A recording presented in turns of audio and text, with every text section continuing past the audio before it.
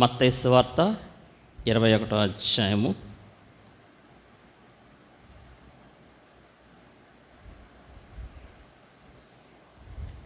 మొదటి 3 వచనాలు కలిసి చదువుదామండి. మత్తయి సువార్త 21వ అధ్యాయము మొదటి 3 వచనాలు కలిసి చదువుదాం. తరువాత యెరూషలేమునకు సమీపించి ఒలీవ చెట్ల కొండ దగ్గర ఉన్న బేత్పగేకు వచ్చినప్పుడు యేసు తన శిష్యులతో ఇద్దరిని పిలిచి, మీ ఎదుటనున్న గ్రామమునకు వెళ్ళుడి, వెళ్ళగానే కట్టబడి అనే యొక్క గాడిద దానితో నా యొక్క గాడిద పిల్లయు మీకు కనబడును, వాటిని విప్పి నదికి తోలుకొని రండి. ఎవడైనాను మీతో ఏమైనను అని నీడలా అవి ప్రభునకు కావలసినవని చెప్పవలను. వెంటనే అతను వాటిని తోలిపెట్టినని చెప్పి వారిని పంపెను. ఇదే అధ్యాయంలో ఇంకొక భాగము మనం చూద్దామండి. ఇదే అధ్యాయంలో 12వ వచనము 13వ వచనము. యేసు దేవాలయంలో ప్రవేశించి క్రయ విక్రయములు చేయవారిని అందరినీ వెళ్ళగొట్టి రోకలు మార్చేవారి బలలను గొవ్వలమ్మ వారి పీఠములు పడద్రోసి నా మందిరము ప్రార్థనా మందిరం అనబడును అని వ్రాయబడి ఉన్నది. అయితే మీరు దానిని దొంగల గుహగా చేసిడి వారు నేను. ఇంకొక భాగం చూద్దామండి. 15-16 వచనాలు. కాగా ప్రధాన యాజకులను శాస్త్రులను ఆయన చేసిన వింతలను దావీదు కుమారునికి జయమని దేవాలయంలో కేకలు వేయించిన చిన్నపిల్లలను చూచి కోపంతో మండిపడి, వీరు చెప్పుచున్నది వినుచున్నామని ఆయన అడిగిరి. అందుకే యేసు, వినుచున్నాను, బాలుర ఎక్కియు చంటి పిల్లల ఎక్కియు నోట స్తోత్రము సిద్ధింపజేసేదని మాట మీరన్నడు వినలేదా అని వారితో చెప్పి దేవుడి లేఖనములు దీవించిన గాక. ఆమేన్. మనకి ఈ లేఖన భాగాలు సుపరిచయమే. మట్ల ఆదివారము పామ్ సండే మనకందరికీ తెలుసు. ప్రపంచవ్యాప్తంగా ఈ మట్ల ఆదివారమున క్రైస్తవులందరూ, విశ్వాసులందరూ, దేవుని బిడ్డలందరూ కూడా దేవుని మందిరంలో దేవుణ్ణి గణపరుస్తూ ఉంటారు. మనం చదివిన భాగంలో మట్టల ఆదివారము అనగానే మనకి గుర్తుకొచ్చే అంశాలు ఏంటంటే కట్టబడిన గాడిద, రెండవది ఆ గాడిదను గాడిద పిల్లను ప్రభు దగ్గర తీసుకుని వచ్చినప్పుడు దాని మీద బట్టలు పరిచినప్పుడు దేవాది దేవుని కుమారుడు యేసుక్రీస్తు వారు మన ప్రభువు దాని మీద ఎక్కి ఆయన దేవాలయమునకు రావడం, దేవాలయంలో ఉన్న క్రయ విక్రయములు చేయవారిని, అక్కడ ఉన్నటువంటి రోకలు మార్చే బలులను పడద్రోయడం, అంటే దేవాలయాన్ని శుద్ధి చేయడం. మట్లాదివారం అంటే అర్థం ఏంటంటే మెయిన్ థింగ్ దేవాలయాన్ని శుద్ధి చేయడం, cleaning of the temple of the living God, జీవము గల దేవుని యొక్క ఆలయాన్ని శుద్ధీకరించడం. ఫైనల్గా ఏంటంటే దేవుని మందిరము శుభ్రము చేయబడిన తర్వాత చిన్నపిల్లలు మనం స్పష్టంగా చూస్తున్నాం. చిన్నపిల్లలు ఏమని అక్కడ వాళ్ళు కేకలు వేస్తున్నారంటే 15వ వచనంలో దావీదు కుమారునికి జయము. ఫైనల్గా మనం చూస్తే 16వ వచనంలో బాలుర యొక్కయు చంటి పిల్లల యొక్కయు నోట స్తోత్రము సిద్ధింపజేసితివి. అంటే చంటి పిల్లలు, బాలురు కూడా దేవుని మందిరంలో దేవుణ్ణి మహిమపరచడం, దేవుణ్ణి ఘనపరచడం, దేవుణ్ణి స్తుతించడం, దేవుణ్ణి హెచ్చించడం, దేవుణ్ణి మహిమపరచడం మనము చూస్తూ ఉన్నాం. మొట్టమొదటిగా మొదటి పాయింట్ ఏంటంటే కట్టబడిన గాడిద, దానితో కూడా ఉన్న పిల్ల. కట్టబడిన గాడిద ఆడగాడిద, మగగాడిద? ఆడు గాడిద. మగగాడిదని కట్టరు, ఆడు గాడిద. పుట్టిన పిల్ల మగగాడితో ఉంటుందండి, ఆడగాడితో ఉంటుందా? ఆడగాడితోనే ఉంటుంది. కట్టబడిన గాడిద ఆడగాడిద, ఆ గాడితో కూడా ఉన్న పిల్ల ఆడగాడితోనే ఉంటుంది. యేసుక్రీస్తు వారు యెరూషలేమునకు సమీపించినప్పుడు ఒలీవ చెట్ల కొండ దగ్గర ఉన్న బేత్పగేకు వచ్చినప్పుడు తన శిష్యులు ఇద్దరిని చూచి యేసుక్రీస్తు వారు ఎప్పుడు కూడా ఆయన శిష్యుల్ని ఇద్దరిద్దరుగా పంపిస్తూ ఉండేవారు. ఇద్దరు కలిసి వెళ్ళినప్పుడు దేవుని కార్యాలు, గొప్ప కార్యాలు జరగడం మనం చూస్తూ ఉన్నాం. అక్కడ ఏమని సెలవిచ్చారంటే, మీదట ఉన్న గ్రామానికి వెళ్ళండి, అక్కడ కట్టబడిన గాడిద, దానితో కూడా గాడిద పిల్ల. ఆ ఇంటి యజమాని అడగండి, ఇవి ఎవరికి కావాలన్నదని వాక్యంలో ప్రభువునకు కావాలి. ఇది దేనికి సాదృశ్యంగా ఉందంటే, స్త్రీలు, తల్లులు, పిల్లలు ఎక్కువ కడవరి దినాల్లో ఎండలకే పరిమితం అయిపోతున్నారు. ఇంతకుముందు ప్రభువారి కాలంలో స్త్రీలు పిల్లలు గాక తినినవారు 5,000 మంది అని రాశారు. స్త్రీలు ఎక్కువ వెంబడించేవారు. కీర్తనకారుడు రాసిన దాంట్లో కూడా ప్రభువు మాట సెలవిస్తున్నాడు, దాన్ని ప్రకటించే స్త్రీలు ఎలా ఉన్నారటండి? గొప్ప సైన్యము. ఆనాడు ప్రభువారి కాలంలో స్త్రీలు పిల్లలు ఎక్కువ మంది వస్తూ ఉండేవారు. రాను రాను సీన్ రివర్స్. ఇప్పుడు ఎక్కువ ఆడవాళ్ళు వాళ్ళ పిల్లలు కూడా ఎండ్లకే పరిమితం. ఏదో ఒక సాకు, కట్టబడిన గాడిద వల్లే ఉంటున్నారు సిస్టర్స్, వాళ్ళ పిల్లలు కూడా అని వాక్యము ఈ దినాన్ని తెలియజేస్తూ ఉంది. ప్రభువారు ఈ దినాన్ని ఏమంటున్నారంటే 20-25 సంవత్సరంలో మరి మట్ల ఆదివారంన సిస్టర్స్కి వాళ్ళ పిల్లలకి ఏమని సెలవిస్తున్నారంటే, స్త్రీలకు పిల్లలకు కట్టబడిన గాడిద వల్లే ఉన్న వాళ్ళకి గాడిద కావాలి, గాడిద పిల్ల కావాలి దేవునికి. ఎందుకంటే పిల్లల్ని విడిచిపెట్టి రావడం దేవునికి ఇష్టం ఉండదు. అందుకని ఏమన్నారంటే, గాడిద పిల్ల అంటే తల్లి పిల్ల. అందుకని మనకు బయట వ్యాన్ కూడా పెడతా ఉంటారు, తల్లి బిడ్డ వ్యాన్. ప్రసవించడానికి తల్లిని తీసుకెళ్తారు, అదే వ్యాన్లో ఫ్రీగా తీసుకెళ్తారు. మళ్ళీ అదే వ్యాన్లో ఫ్రీగా తీసుకొచ్చేస్తారు తల్లి బిడ్డ. కనుక ఈ దినాన్ని మనం నేర్చుకోవాల్సిన సత్యం ఏంటంటే, తెలిసిన సత్యమే, ప్రభువారు కోరేది ఏంటంటే తల్లి కావాలి, పిల్ల కావాలి. అందుకని మోషే గారు ఏమన్నారంటే, ఒక డెక్క అయినా మిగలటానికి వీల్లేదు. మనము ఇంటి దగ్గర ఎవరిని విడిచిపెట్టి రావడం దేవునికి ఇష్టము ఉండదు. కారణం ఏంటంటే, ఆత్మీయమైన ఆశీర్వాదాలు కోల్పోవచ్చు, ఆత్మీయమైన దీవెనలు కోల్పోవచ్చు, ఆత్మీయమైన మేలులు కోల్పోవచ్చు. కనుక దేవుని సన్నిధికి వచ్చినప్పుడు మట్ల ఆదివారంన ఈ దినాన్ని ప్రభు సెలవిచ్చే మాట ఏంటంటేనండి, ప్రభువునకు కావాలి, తల్లి కావాలి, పిల్ల కావాలి. అంటే ఇంటి పనులకే పరిమితమయ్యి ఉండకూడదు. జేసీరావు గారు చెప్పారు, వాళ్ళ ఇంటి దగ్గర నుంచి మందిరానికి వెళ్ళడానికి 1.5 గంట పడుతుందటండి. ఎంత టైం పడుతుందండి? 1.5 గంట మందిరానికి వెళ్ళడానికి. ఆయన ఏం చెప్పారంటే, శనివారం సాయంకాలమే వంట పదార్థాలన్నీ కూడా ఉదయం సాయంకాలానికి, ఆదివారం కావాల్సిన దానికి ఎప్పుడు తయారు చేసుకుంటారంటండి? శనివారం ప్రిపేర్ చేసుకుంటారంట. ఇంకా ఉదయాన్నే లేవడం, బ్రష్, స్నానం చేయడం, ఏదో ఒకటి తినేసి వెళ్ళిపోవడమే. వాక్యం కూడా అదే సెలవిస్తుంది. విశ్రాంతి దినానికి ముందు దినాన్ని ఏమంటారండి? సిద్ధపాటు దినము. దేవుని మందిరానికి ఆదివారం వెళ్ళాలి అని మనం అనుకున్నప్పుడు శనివారంలోనే అన్నీ సిద్ధపరచుకోవాలి. సిద్ధపాటు దినము ముందుగానే సిద్ధపరచుకోవాలి.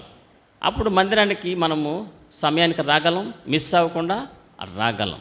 కానీ ఆదివారానికి పనులు మనం పెట్టుకొని చాలాసార్లు దేవుని సన్నిధిని కోల్పోతూ ఉన్నాం. కనుక ఈ దినాన్ని గుర్తు చేసుకోవాల్సిన వాక్యం ఏంటంటే, తల్లి కావాలి, పిల్ల కావాలి. అదర్వైజ్ దేవునికి మహిమ రాదు. ఇక్కడ వచ్చిన తర్వాత ఏం జరిగిందండి? 7వ వచనంలో లేక 6వ వచనంలో, శిష్యులు వెళ్ళి యేసు తమకు ఆజ్ఞాపించిన ప్రకారము చేసి, శిష్యులు వెళ్ళి యేసు తమకు ఆజ్ఞాపించిన ప్రకారం చేశారు. మనము కూడా దేవుడు మనకు ఆజ్ఞాపించిన ప్రకారము చెయ్యాలి. ఏ సాకు ఏ వంక శిష్యులు చెప్పలేదు, ప్రభువా ఆయన ఏమంటాడో, మేము దొంగోళ్ళు అనుకుంటాడేమో, మమ్మల్ని ఆటంకపరుస్తాడేమో, ఏమీ చెప్పలేదు. వెళ్ళారు, యేసు తమకు ఆజ్ఞాపించినట్లు చేశారు. దినాన్ని తల్లులకు దేవుడు సెలవిచ్చే మాట ఏంటంటే, మీరు మీ పిల్లల్ని దేవుని మందిరానికి తీసుకొచ్చే స్థాయిలో, అటువంటి ఆత్మీయ స్థాయి మీకు ఉండాలని ప్రభువు కోరుతూ ఉన్నారు. శిష్యులు చేశారు, మీరెందుకు చేయలేరు? ఇది నన్ను మట్లాది వరన మీరు ఎందుకు చెల్లిపోతున్నారు? ఎక్కడ ఫెయిల్ అవుతున్నారు? ఎక్కడ లోపము? ఆ లోపాన్ని సరిచేయమని ప్రభువును అడగండి. God will restore your family. దేవుడు కోరేది ఏంటంటే మీరు కావాలి, మీ పిల్లలు కావాలి. తల్లులుగా నేర్చుకోవాల్సిన పాఠం ఈ మట్టలాదివారం అంటే, ఈ మెయిన్ మెసేజ్ తల్లులకే. ఈ మెసేజ్ మట్టలాదివారం అంటే తల్లులు నెగ్లెక్ట్ చేయకూడదు. ఎప్పుడు కూడా ఒక మాట గుర్తుపెట్టుకోవాలి, తల్లులు ఇంత గొప్ప రక్షణ మనం నిర్లక్ష్యం చేసిన ఎలాగూ తప్పించుకుంటాం అంటే, మన పిల్లలు తప్పించుకోగలరండి? How can we escape if we neglect so great salvation? మన పిల్లల రక్షణ విషయంలో మనం అలక్ష్యంగా ఉంటే రేపు ప్రొద్దుట దేవునికి లెక్క చెప్పాలి. అంతే కదండి. వాళ్ళ జీవితాన్ని మన చేతుల్లో పాడు చేస్తున్నాం బలవంతంగానైనా సరే. సొదొమ గొమొర్రా పట్టణాలని నాశనం చేసినప్పుడు దేవదూతలు లోతును అతని భార్యలందరూ కూడా ఎలా తీసుకొచ్చారండి? బలవంతంగా చేతులు పట్టుకొని లాక్కొచ్చారండి. తల్లులుగా మీరు నవమాసాలు మోసారు, తల్లులుగా మీరు వాళ్ళని పెంచారు, కానీ పెంచామని చెప్పుకుంటారు కదా తల్లులు. ఎందుకు వాళ్ళ దేవుని సన్నిధికి మీరు తీసుకొని రాలిపోతున్నారు? ఎక్కడ ఫెయిల్ అయ్యారు? ఈ మట్టలాదివారమున ప్రభువుని అడగండి. లేదంటే వాళ్ళకి గొప్ప కీడు చేసిన వాళ్ళు అవుతారు. మన పిల్లలకి మేలు చేసే వారంగా ఉండాలి, కానీ కీడు చేసే వాళ్ళంగా ఉండకూడదు. దేవుని సన్నిధికి వచ్చిన బలవంతంగా అగ్ని గంధకాలతో నాశనం చేసినప్పుడు దేవుడు తన దూతలను పంపించి లోతును అతని భార్యను ఎలా తీసుకొచ్చారండి? బలవంతంగా తీసుకొచ్చారు. మీరు కూడా తల్లులుగా మీ బిడ్డల్ని బలవంతంగా దేవుని సన్నిధికి తీసుకురావాలి. కొన్ని చోట్లకి చాలా సులువుగా తీసుకెళ్తున్నారు కదా, ఎందుకు మీరు దేవుని సన్నిధికి మీ పిల్లల్ని తీసుకొని రాలేకపోతున్నారు అనేటువంటిది ప్రశ్న. ఇదేనండి ప్రభు ప్రశ్నిస్తున్నారు, ప్రభు హెచ్చరిస్తున్నారు. ప్రభు మీకు ఒక మార్గం కూడా చూపించారు. ఎందుకంటే తండ్రి మాట కంటే తల్లి మాటకి ఎక్కువ విధేయత చూపుతారు. కారణం ఏంటంటే 9 మాసాలు తల్లి గర్భంలో ఉంటారు. పిల్లలు పెరిగే వాళ్ళకు కూడా తల్లి దగ్గరే ఉంటారు. తండ్రి కంటే ఎక్కువ అవినాభావ బంధం ఎవరితో ఉంటుందండి? తల్లికి ఉంటుంది తండ్రి కంటే. కనుక తల్లులుగా మీరు ఈ దినాన్ని తీర్మానం చేసుకోండి, దేవుని సన్నిధికి మా పిల్లల్ని మేము తీసుకుని రావాలి. అలాంటప్పుడు దేవుని సన్నిధి తీసుకొచ్చినప్పుడు దేవునికి ఘనత వస్తుందండి. తీసుకొచ్చిన తర్వాత ఏమైందంటే, ఇక్కడ మనం చదివిన వాక్యంలో 7వ వచనంలో, ఆ గాడిదను దాని పిల్లలు తోడుకొని వచ్చి వాటి మీద తమ బట్టలు వేయగా. వాళ్ళు తమ బట్టలు గాడిద మీద, గాడిద పిల్ల మీద వేశారండి. అంతే కదా. క్రింద వచనంలో ఏముందంటేనండి, 8వ వచనంలో, జనసమూహంలో అనేకులు తమ బట్టలు దారి పొడవున పరచిరి. బట్టలు దేనికి సాదృశ్యంగా ఉన్నాయంటే, మనకున్నటువంటి హుందాతనం, హోదా, మనకున్నటువంటి డబ్బు. అందుకనే వాక్యంలో కూడా చాలాసార్లు ఏముందంటే, సన్నని నార వస్త్రములు ధరించి, కాస్ట్లీ క్లోతింగ్. వీళ్ళు దేవుణ్ణి గణపరచడానికి, దేవుణ్ణి మహింపరచడానికి తమ వస్త్రాలు, తమ బట్టలు దారి పొడవున పరిచారు. ప్రభువును గణపరచడానికి గాడిద మీద, గాడిద పిల్ల మీద వేశారండి. కనుక ఏంటంటే మనము కూడా మన బట్టలు, వాక్యం ఉందంటే, ఎదుటి వారి ఎడల ఎలాంటి వస్త్రం ధరించాలటండి? దీన మనస్సు అనే వస్త్రము ధరించుకోవాలి. అంటే మనం వేసుకునే బట్టలను బట్టి మనకి విలువ వస్తూ ఉంటుంది కదండి. మనం వేసుకుని మన బట్టలను బట్టే. నేను నలిగిపోయిన చొక్కా, చిరిగిపోయిన ప్యాంటు వేసుకొని దారిలో ఒక మూల కూర్చొని ఉంటే నన్ను ఎవ్వరు లెక్క చేయరు. అదే వ్యక్తి, ఒక ఆయన హోటల్కి వెళ్ళాడంట, చిరిగిపోయిన బట్టలతోటి, చిప్పిరి జుట్టుతోటి, చిరిగిపోయిన ప్యాంటుతోటి, మట్టితో హోటల్కి వెళ్ళాడంట. వెళ్ళేటప్పటికల్లా అక్కడ ఉన్నటువంటి వెయిటరు ఎంట్రన్స్లో ఉండి అతన్ని నెట్టివేశాడు. అతను చాలా రిచ్ మ్యాన్ అన్నమాట. అసలు ఏం చేస్తారని చూద్దామని పూర్ మ్యాన్ లాగా వెళ్తే నాట్ అలౌడ్ అని గెంటిస్తారు. ఈయన ఇంటికి వెళ్ళి మరలా మంచి సూటు బూటు వేసుకొని మరలా అదే హోటల్కి వచ్చాడు.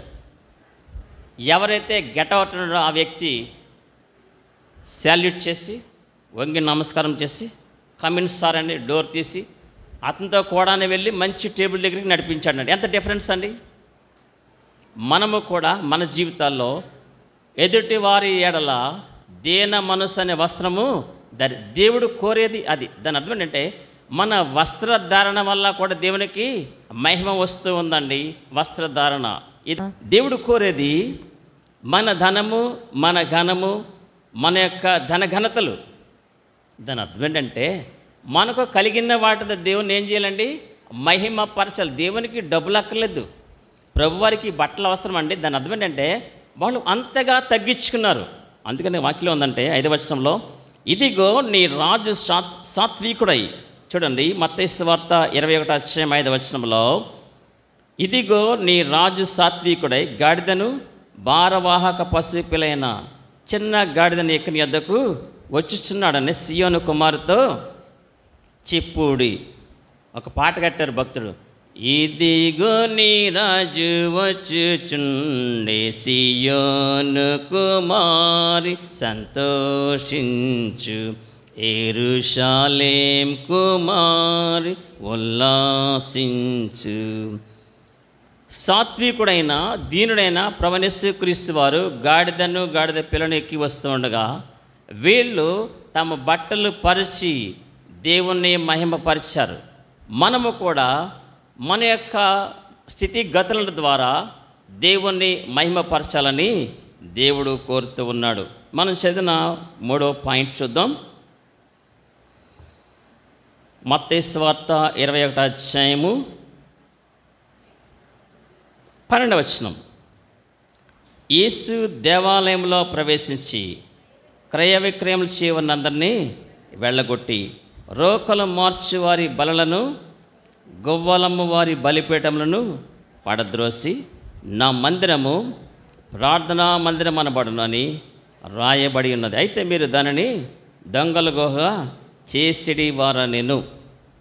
ఇది 3వ పాయింట్. ఈ మట్లాదివారంన మొదటి వర్తమానములో ప్రభువును ఆరాధించడానికి వచ్చిన మనకు ఇచ్చిన మొదటి పాయింట్ ఏంటంటేనండి, దేవుని సన్నిధికి మనము కుటుంబాలుగా రావాలి.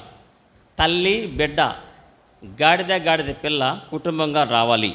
2వ పాయింట్ ఏంటండి, వారు తమ బట్టలు పరచిరి. దాని అర్థం ఏంటంటే ఎక్కువ దేనికి ప్రాధాన్యత ఇస్తారంటే సాధారణంగా బట్టలకి ఎక్కువ ప్రాధాన్యత, బట్టలు బట్టే. బాల్ అనే టైలరు అతని స్లోగన్ ఏంటంటే university gives degree, ball gives dignity. మనం వేసుకున్న వస్త్రాలను బట్టి మనకి డిగ్నిటీ అంటే హోదా ఉంటుంది, ఉందా. కనుక బట్టలు పరచి మన ఆస్తి అంతస్తు ఏది ఏమైనప్పుడు కూడా ప్రభు సన్నిధిలో దాని ద్వారా దేవుణ్ణి గణపరచాలి. 3వ పాయింట్ చదివాము, దేవాలయంలో ప్రవేశించారు. యేసుక్రీస్తు వారు గాడిద పిల్లను ఎక్కి జనసమూహంతో కలిసి నేరుగా ఎక్కడికి వచ్చారండి, దేవాలయానికి వచ్చారు. దేవాలయం పరిస్థితి ఎలా ఉందండి అక్కడ? మనం చదివిన ఒక్క వర్డ్లో చెప్పారు, దానిని మీరు ఎలా చేశారటండి, దొంగల గుహ. యేసుక్రీస్తు వారు జనసమూహంతో కలిసి గాడిద పిల్లను ఎక్కి దేవాలయంలోకి వచ్చేసరికి దేవాలయం యొక్క పరిస్థితి అండి దొంగల గుహ. దేవుని ఆలయము ఎందుకు దొంగల గుహ అయిందంటే మనకు పైన ఉన్నదండి, క్రయ విక్రయాలు చేస్తున్నారు అక్కడ. క్రయ విక్రయాలు, అమ్మడం కొనడం.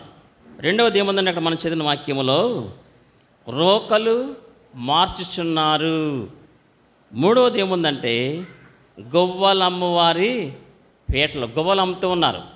అక్కడ పిల్లలు పుట్టినప్పుడు యేసుక్రీస్తు వారు కూడా ఆయన్ని 8వ దినాన్ని తీసుకెళ్ళినప్పుడు కూడా ఏం తీసుకెళ్లారండి, మేకపోత పొట్టేలా 2 పావురపు పిల్లలు, వాటిని గొవ్వలు అంటారు. 2 పావురపు పిల్లలు అంటే అంత దీన స్థితిలో ఉన్న కుటుంబంలో యేసుక్రీస్తు వారు జన్మించారు. దేవాలయాన్ని ఎందుకు దొంగల గుహ అన్నారంటే రోకలు మార్చుతూ ఉన్నారు, క్రయ విక్రయాలు చేస్తూ ఉన్నారు. నెక్స్ట్ ఇంకేముందండి, గొవ్వలు అమ్ముతున్నారు. దేవుని మందిరం అలా ఉంది కాబట్టి దేవునికి ఇష్టము ఉండదు. దేవుని మందిరం ఎలా ఉంటే దేవునికి ఇష్టము ఉండదు. కొంతమంది దేవుని మందిరానికి ఎందుకు వస్తారంటే, కొంతమంది నేను చూశాను నేను పాలసీలు కట్టేస్తూ ఉంటారు, ఎల్ఐసి పాలసీలు. వాళ్ళు మందిరానికి వచ్చి సంఘంలోకి వస్తే కనుక కొన్ని పాలసీలన్నా దొరుకుతాయి.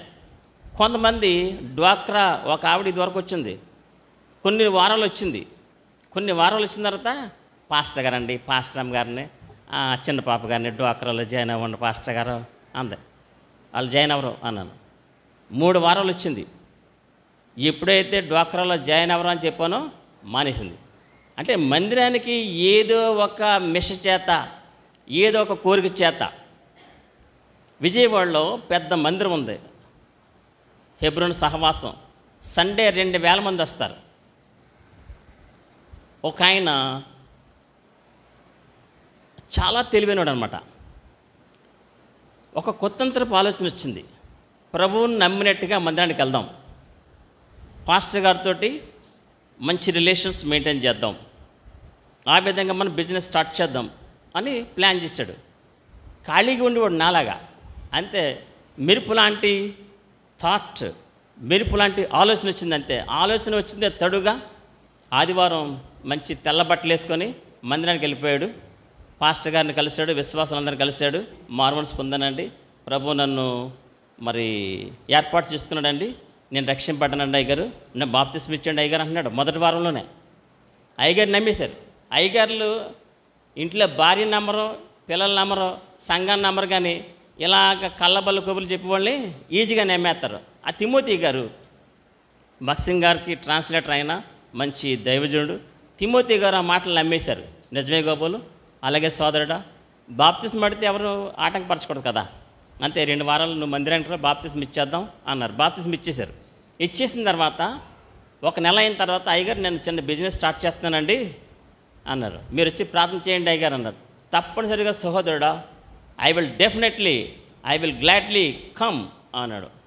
వెళ్ళిపోయారు. అంతే, వెళ్ళిపోయిన తర్వాత దానికి బైబిల్లో పేరే పెట్టాడు, పీషోన్ నెట్వర్క్స్ అని పెట్టాడు. పీషోన్ నెట్వర్క్స్ ఆదికాండలో ఉంటుంది, పీషోను అని, పీషోన్ నెట్వర్క్స్ అని పెట్టాడు. అయ్యా నేనేంటంటేనండి, నేను వడ్డీకి నేను డబ్బులు ఇస్తూ ఉంటున్నాను అన్నయ్య గారు, అందరిలాగే కాదండి, కొంచెం ఎక్కువ మొత్తంలో ఇస్తానండి అన్నాడు. అలాగే బ్రదర్, చాలా సంతోషం, అందరూ రూపాయి ఇస్తే నేను 2 రూపాయలు ఇస్తానని అంట మొదలెట్టాడు. ఎలాగిస్తావు తమ్ముడా అన్నాడు. దేవుడు ఇచ్చి కొలిది నేను ఇస్తానండి అన్నాడు. బురిడి కొట్టించమంటే అది ఏమన్నాడండి, బురిడి కొట్టించే మాటలు ఉంటాయి, పాస్టర్లోనూ ఉంటాయి, విశ్వాసుల్లో కూడా ఉంటాయి మాటలు. ఏం మాటలండి? బురిడి కొట్టించే మాటలు. బురిడి కొట్టించే మాట ఏమన్నాడంటే, అయ్యగారు బయటోళ్ళు రూపాయి వడ్డీ ఇస్తే నేను 2 రూపాయలు ఇస్తాను అయ్యగారు, ప్రార్థన చేయండి నా కోసం, దేవుడు నన్ను దీవించేలాగా ప్రార్థన చేయండి అన్నాడు. అలాగే బ్రదర్ అన్నాడు. అంతే, ఫ్రెండ్స్ సర్కిల్లో జాయిన్ చేసేసాడు. అతను ఎలాగిచ్చేవాడు అంటే, పీషోన్ నెట్వర్క్స్ అనేవాడు వారం ఇంట్రెస్ట్ ఇస్తూ ఉండేవాడు. వారం ఇంట్రెస్ట్ ఇస్తే ఎలా ఉంటుందండి? ఆశ్చర్యమే కదా, కళ నిజమా అన్నట్టుండే అందరికనే. అంతే, వారం ఇంట్రెస్ట్ ఇచ్చినప్పటికల్లా ఈ వారం 1000 రూపాయలు పెట్టినాడు, వచ్చే వారం 2000 పెట్టేవాడు, ఆ తర్వాత 3000. 2 నెలలు అయిన తర్వాత పాస్టర్ గారికి కూడా ఆశ పుట్టింది. అంతేగా, ఆశ ఎవరికి అతీతం కాదు. పాస్టర్లకి 6 కోరికలు ఉంటాయి, పాస్టర్లకి ఆశలు ఉంటాయి, పాస్టర్ అమ్మలకి కోరికలు ఉంటాయి, పాస్టర్ అమ్మలకి ఆశలు ఉంటాయి. ఆశలకి అంతు లేదు. మానవుని కోరికలు అనంతము అని ఉంది ఎకనామిక్స్లో. మానవుని కోరికలు అనంతం. ఈ పాస్టర్ గారికి కూడా నెలకు బోల్డ్ డబ్బు వస్తుంది, కానీ ఇన్వెస్ట్మెంట్ చేస్తూ వస్తుంది కదా, ఇంట్రెస్ట్ అనుకుని పాస్టర్ గారు పెట్టాడు. ఈయనకి మంచి మనసు అనమాట పాస్టర్ గారిది. భారతక్క, సిస్టరు, బ్రదర్ చెప్పి మీరు జాయిన్ అవ్వండి, నాకు మొన్న నేను 10,000 కట్టాను, 2,000 నాకు ఇంట్రెస్ట్ ఇచ్చాడు, ఎంత ఆశ్చర్యం నాకు అన్నాడు. అలాగ సంఘంలో ఇంచుమించు 1000 మంది జాయిన్ చేశాడు ఆయన. కొంతమంది అయితే ఒక అడుగు ముందుకేసి పొలాలు కూడా అమ్మేసి ఇంట్రెస్ట్కి ఇచ్చేస్తారు ఆయనకి. ఏమమ్మేశారండి? పొలాలు. Pishon networks. డబ్బు. ఒక బ్రదర్, గాడ్ సర్వెంట్, దేవుని సేవకుడు నాకు ఫోన్ చేసి ఏమన్నాడు తెలుసా? జెర్మియా, నిన్న ఆ బ్రదర్ నాకు ఇంట్రెస్ట్ ఇచ్చాడు, ఎంతో తెలుసా అన్నాడు. కాసేపు ఆగిపోయాడు. అంత ఆనందం అనమాట. ఎంతో తెలుసా అని ఆశ్చర్యకరంగా ఆగిపోయి నువ్వు నమ్ముతావా అన్నాడు. నేను నమ్ముతానన్నా అన్నాను. 60,000 ఆఫ్ ఇంట్రెస్ట్. ఎన్ని వేలు ఇచ్చాడండి? నెలకి 60,000 నాకు ఇంట్రెస్ట్ ఇచ్చాడు బ్రదరు, ఎంత ఆనందంగా ఉందో నాకు అన్నాడు. అలాగన్నా అన్నాను. అదే బ్రదరు మళ్ళీ 4 నెలలకు ఫోన్ చేశాడు. ఎందుకంటే అందరూ డబ్బులు కట్టారు కదా. 4 నెలల తర్వాత ఫోన్ చేశాడు. అప్పటికి 6 నెలలు అయిపోయింది. 6 నెలల్లో బోర్డు తిప్పేశాడు బ్రదరు. అనుకున్న సంఘంలో 2,000 మందిలో 1000 మందితో కట్టించిన తర్వాత ఏం చేయడు? బోర్డు తిప్పేశాడు. నో పిషోను, నో నెట్వర్క్. జెర్మియా నువ్వు చెప్పావు కదా, నేను ముందే హింట్ ఇచ్చాను, వెనకాల ఏదో ఉంటుందన్నయ్య లొసుగు, నువ్వు కంగారు పడకూడదు, నువ్వు అసలే దేవుని సేవలో ఉన్నావు అన్నయ్య, ఆన్లైన్లో జాయిన్ చేస్తున్నావు, నువ్వు నన్ను కట్టమన్నాడు. అనే నీకు వందనాలు, పీషోనికి వందనాలు, తిమోతి గారికి వందనాలు, అందరికీ వందనాలు, నన్ను నేర్చుతున్నా, నాకు పైసా రాలదు అన్నాను. అలా కాదు, ఎక్కడో ఒక చోట ఎవరో ఒకరిని అప్పడుగు అన్నాడు నన్ను. మనకు కుదరదండి అన్నాను. కానీ 6 నెలల తర్వాత ఏం చేయడండి, బోర్డు తిప్పేశాడు. దేవుని మందిరాన్ని ఒక వ్యక్తి ఎలా చేశాడండి, దొంగల గుహగా.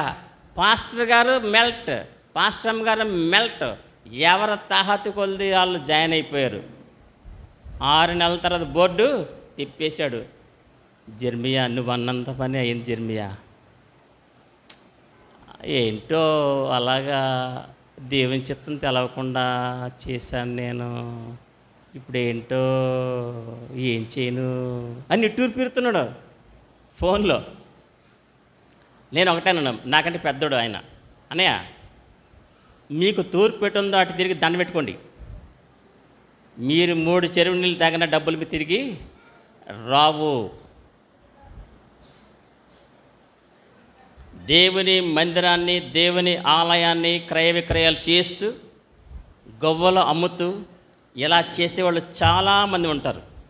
అయితే యేసుక్రీస్తు వారు మట్టల ఆదివారంన జన సమూహంతోటి ఆ పిల్ల పాపలతో వాళ్ళందరితోటి నేరుగా దేవాలయానికి వచ్చి ఇమ్మీడియట్గానే ఏం పడద్రోసారండి, గొవ్వాలమ్మ వారి పీటలను ఏం చేస్తారండి, ఆయన పడద్రోసేస్తారు. ఈ మట్టల ఆదివారంన మన హృదయంలో వాక్యంలో మాటుందండి, మీరు జీవం గల దేవుని ఆలయమై ఉన్నారు. కొరింథీయులకు రాసిన 2వ పత్రిక ఒక రెఫరెన్స్ చదువుకుందాం.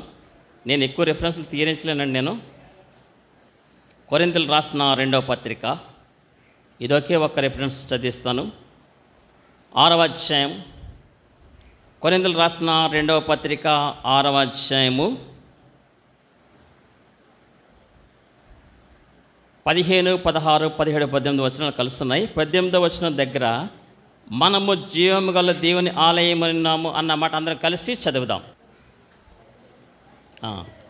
2వ కొరింథీయులకు రాసిన పత్రిక 6వ అధ్యాయము 18వ వచనం ప్రక్కన చూడండి, మనందరం కలిసి చదువుదాం. 2వ కొరింథీ 6:18 మనము జీవము గల దేవుని ఆలయమై ఉన్నాము. రెండోసారి చదువుదాం, మనము జీవము గల దేవుని ఆలయమై ఉన్నాము. మూడవసారి చదువుదాం, మనము జీవము గల దేవుని ఆలయమై ఉన్నాము. ఇంగ్లీష్లో we are the temple of the living God. జీవము గల దేవుని యొక్క ఆలయం మన హృదయాలు. ఈ దినాన్ని ఆనాడు దేవాలయాన్ని పరిశుద్ధపరిచిన దేవుడు ఈ దినాన్ని హృదయం అనే మన ఆలయాన్ని పరిశుద్ధపరచాలనుకుంటున్నాడు, క్లీన్ చేయాలనుకుంటున్నాడు. ఇంతవరకు మన హృదయంలో దేనికి మనము పీఠము వేసాము, దేనికి స్థానం ఉంది, దేనికి ప్రయారిటీ. పీఠం వేయడం అంటే ఆధిక్యత ఇవ్వడం, ప్రథమ స్థానం ఇవ్వడం. అది మనకే తెలుసు, కొన్నిసార్లు మనకే తెలియదు దేనికి ప్రయారిటీ ఇస్తున్నాం అన్న సంగతి మనకు తెలియదు. కానీ ఈ దినాన్ని దేవుడు మన హృదయం అనే ఆలయాన్ని కూడా ఏం చేయాలనుకుంటున్నారండి, పరిశుద్ధపరచాలనుకుంటున్నారు. అంటే మన హృదయంలో గోవులు అమ్మేవారి పీట లాంటి ఏదైనా పీట ఉంటే కనుక ఆయన పడద్రోసేశారు. దేవుడు కూడా మన హృదయంలో ఉన్న దేనికైతే పీట వేసామో ఆ పీటను ఏం చేస్తామో ఏందనుకుంటున్నాడు, ఆయన పడద్రోయాలనుకుంటున్నాడు. దేవుడు మన హృదయంలో ఉన్న పీఠమును పడద్రోయడానికి మనం అవకాశం ఇచ్చే వారంగా ఉండాలి అని ప్రభు నేరుగా వచ్చేసారు మన హృదయంలోకి. ఆయన వచ్చి ఆల్రెడీ ఎంటర్డ్. ఈ దినాన్ని మన హృదయాన్ని శుద్ధీకరించాలనుకుంటూ ఉన్నారు, మన యొక్క ఆలయాన్ని దేవుడు శుద్ధీకరించాలనుకుంటూ ఉన్నారు. ఇది 3వ అంశము. 4వ అంశం చూద్దామండి. మనం చదువు 15వ వచనంలో దావీదు కుమారునికి జయము అని దేవాలయంలో కేకలు వేయుచున్న చిన్నపిల్లలు. ఇక్కడ చదివిన వాక్యంలో పిల్లలు ఏమంటున్నారండి, దావీదు కుమారునికి జయము, దావీదు కుమారునికి జయమని పిల్లలు అంటున్నారు, పెద్దోళ్ళు కాదు. ముందేమో తల్లిదండ్రులు జన సమూహంలో ఉండి వస్తూ ఏమన్నారండి, తల్లిదండ్రులు ఏమన్నారు చూడండి ఇక్కడ 9వ వచనంలో, జనసమూహములలో ఆయనకు ముందు వెళుచుండిన వారును వెనుక వచ్చిన వారును దావీదు కుమారునికి జయము, ప్రభువు పేట వచ్చేవాడు స్తుతింపబడును గాక, సర్వోన్నతమైన స్థలములలో జయము అని కేకలు వేయిచుండరి. తల్లిదండ్రులు ఎలాంటి కేకలు వేస్తే పిల్లలు అలాంటి కేకలే వేస్తారు. సింపుల్. ఇంట్లో మనం పిల్లల్ని ఇప్పుడు భర్త భార్యని నోర్మై అన్నాడు అనుకోండి, సేమ్ అదే మాట పిల్లలు కూడా ఏమంటారంటే రేపు పొద్దున్న వాళ్ళకి అవకాశం వస్తుంది కదా, నోర్మై అంటారు. పెద్దోళ్ళు తల్లిదండ్రులు అనుకున్న మాటల్లో పిల్లలు ఏం చేస్తారండి, రిపీట్ చేస్తారు. పిల్లలు ఏదన్నా వాళ్ళ నోట్లోంచి మాట వచ్చిందనుకోండి, అది వాళ్ళ పుట్టుకతోనే వచ్చేద్దా, రాదు. తల్లిదండ్రులు అనే మాటలే. నోర్మయ్యవమ్మ అన్నాడు అనుకోండి, ఆడు కూడా రేపు పొద్దున్న ఏమంటాడంటే నోర్మయ్యవమ్మ, అంతే, సింపుల్. పెద్దలు దావీదు కుమారునికి జయము అనే కేకలేశారు. ఆ కేకలేసుకుంటూ దేవాలయంలోకి వెళ్ళిపోయారు. అక్కడికి వెళ్ళిన తర్వాత ఎవరు అందుకున్నారు, పిల్లలు అందుకున్నారు. పిల్లలు ఏమంటున్నారండి, దావీదు కుమారునికి జయము. తల్లిదండ్రులు ఏమి చేస్తే పిల్లలు కూడా అదే చేస్తారు. మనం ఇంటి దగ్గర కుటుంబ ప్రార్థన పాటలు నిత్యము కూడా God bless you, God bless you, God bless you అనుకున్నాం అనుకోండి, పిల్లలు కూడా నిత్యము పాటలు పాడుకుంటూ దేవుని వాక్యాన్ని ధ్యానిస్తూ God bless you, God bless you అంటూ ఉంటారు. లేదు మన ఇంటి దగ్గర బూతులు వచ్చేస్తాయి అనుకోండి, పిల్లలు కూడా అయ్యే బూతులు వస్తాయి. రావా, వస్తాయమ్మా, వచ్చేస్తాయి ఆటోమేటిక్గానే. స్కూల్లో నేర్చుకున్న బూతులన్నీ కూడా సాయంకాలం వచ్చాక ఇంటి దగ్గర వల్లించేస్తూ ఉంటారు. ఏదో గొప్ప మాట్లాడుకుంటూ ఉంటారు, మేము ఇవాళ ఏదో నేర్చేసుకున్నాము టెక్నికల్ వర్డింగు అనుకుని స్కూల్లో పచ్చి బూతులన్నీ కూడా మనకి ఇంటి దగ్గర వల్లించేస్తూ ఉంటారు. తాతయ్య మా ఫ్రెండ్ ఎలాగన్నాడు పచ్చి బూతు, అది ఆడికి బూత్ అన్న సంగతే తెలవదు. తల్లిదండ్రులు ఇక్కడ గాడిద పిల్ల మీద ఎక్కి దావీదు కుమారునికి జయము అనే దేవాలయంలోనికి వస్తే దేవాలయంలో పిల్లలు అందుకున్నారండి. అంటే వాక్యంలో మాట ఉందండి, కృతజ్ఞతార్పణలు చెల్లించచ్చు ఆయన గుమ్మములలో ప్రవేశించండి. కృతజ్ఞతార్పణలు చెల్లించచ్చు అంటే మన హృదయంలో. మనం కొంతమంది కొన్ని సంఘాల్లో వాళ్ళు ఎలా వస్తారంటానండి, పల్లెటూరులో అంటే మనకి సిటీస్ పెరిగే కొద్ది కూడా మనకి స్టైల్ పెరిగిపోద్ది అనమాట. ఇంటి దగ్గర పాడడం, పల్లెటూరులో ఉన్నప్పుడేమో ఇంటి దగ్గర పాట, చర్చిలో పాట. కొంచెం స్థాయి పెరిగిన తర్వాత సిటీస్లోకి వెళ్ళిపోతూ ఉంటాం. సిటీస్లో అవసరమైతే పాట, లేదంటే లేదంటే చాలా డీసెంట్గా సైలెంట్గా వెళ్తారు, సైలెంట్గా వింటారు, సైలెంట్గా కూర్చుంటారు, సైలెంట్గా వచ్చేస్తారు. మెట్రోపాలిటన్ చర్చెస్ అనమాట, ఏముండదు. ఇంకా ఇక్కడ నుంచి రత్నరాజు గారు వెళ్తూ ఉంటారు, జాన్ వెస్లీ చర్చ్, రాజమండ్రిలో పెద్ద పెద్ద చర్చెస్కి వెళ్తూ ఉంటారు. ఇక్కడ నుంచి ఇక్కడ ఏమీ లేవనట్టుగా. ఆడికి వెళ్ళిన తర్వాత వీళ్ళు ఏం స్టేట్మెంట్ ఇస్తానంటే, జెర్మియా అక్కడ వందనాలు అనేవాడు ఉండడు, ఇలా చూసి బ్రదర్ బాగున్నారా అనేవాడు ఉండడు.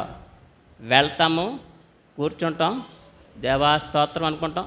ఒకవేళ జాన్ వెస్లీని ఆ వెస్లీని కానీ ఈ వెస్లీని కానీ అన్న వందనాలు అందామన్నాలో దొరకడం అవ్వగానే అని వెళ్ళిపోతారంట. ఏమన్నా పలకరింపు ఉన్నదంటే మన సంఘాల్లోనే అన్నాడు ఆయన రత్నరాజు గారు. పెద్ద పెద్ద చర్చెస్కి వెళ్ళే కొద్ది కూడా నోటి మీద తెలుసుకుని కూర్చుంటాం మనం.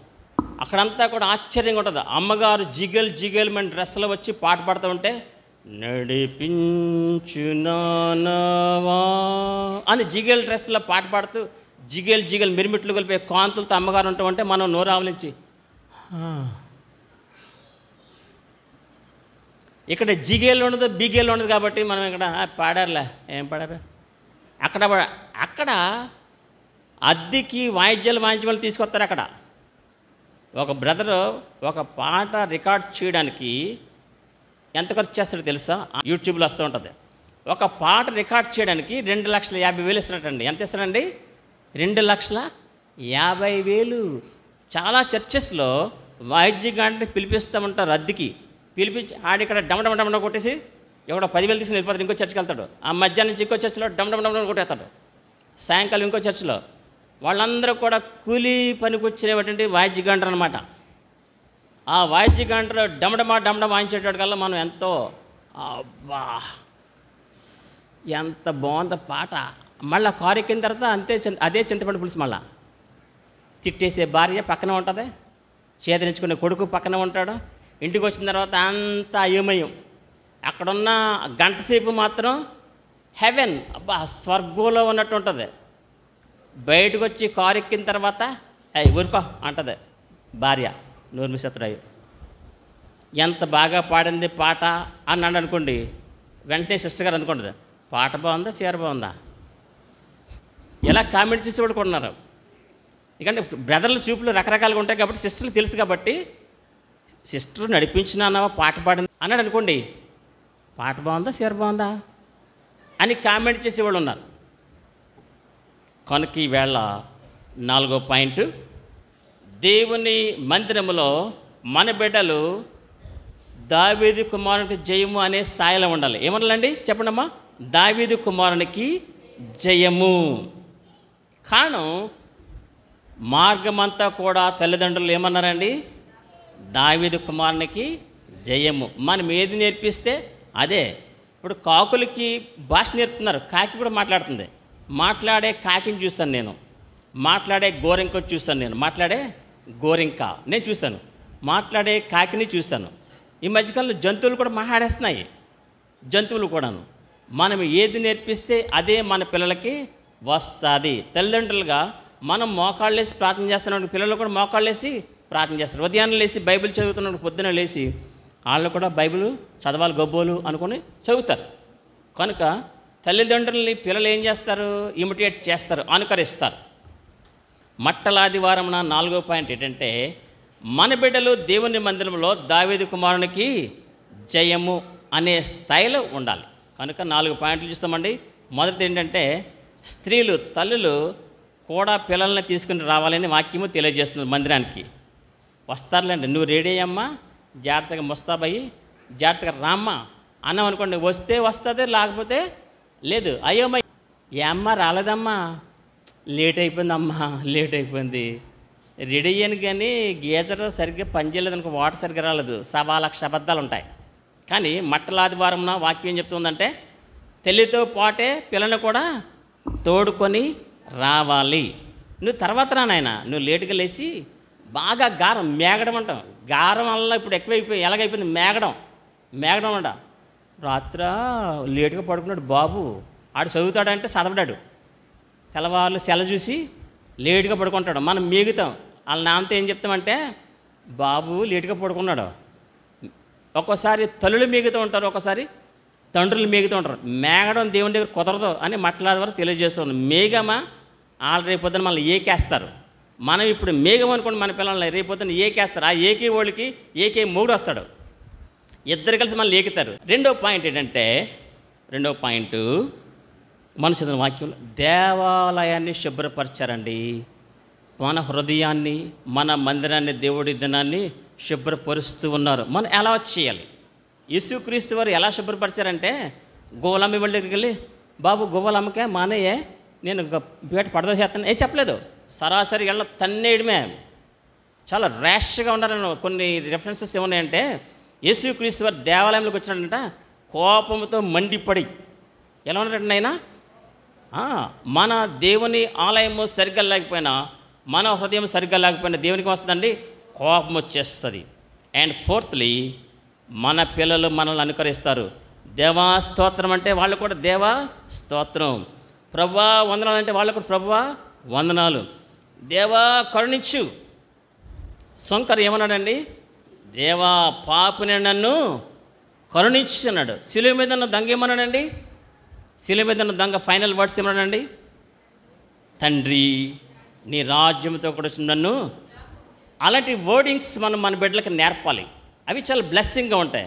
ఒక భక్తుడు ఏమన్నాడంటే, దేవా నీ కృప చొప్పున నన్ను కరుణించి జ్ఞాపకం ముచ్చుకోమని ప్రార్థన చేసుకుని మన బిడ్డలు నేర్పాలి. అంటే బిబ్లికల్ వర్డింగ్, స్పిరిచువల్ వర్డింగ్, ఆత్మ సంబంధించిన పదాలు మన బిడ్డలకు నేర్పినప్పుడు, అందుకని వాక్యం ఉందంటే, కృతజ్ఞత వచనమే కానీ మీ నోట బూతులైనను సరసూక్తులైనను పోకిరి మాటలైనను ఏమి కూడా మన నోట రాకూడదు. మన నోట వచ్చినాయి అంటే మన పిల్లల నోట అయ్యే వస్తాయి. కాబట్టి మన నోటి నుంచి ఏమి రావాలంటండి? కృతజ్ఞత వచనము. అంటే దేవునికి వందనాలు అనే మాటలు రావాలి. గాడ్ బ్లెస్ యూ అనే మాటలు మన నోటి నుంచి రావాలి. అప్పుడు దేవుడు మనలను, మన బిడ్డలను సమృద్ధిగా ఆశీర్వదిస్తారు. ఈ దినపు ఆశీర్వాదములు, మట్లాదివారపు దీవెనలు సమృద్ధిగా దేవుడు మనకు, మన బిడ్డలకు అనుగ్రహించును గాక. ఆమేన్.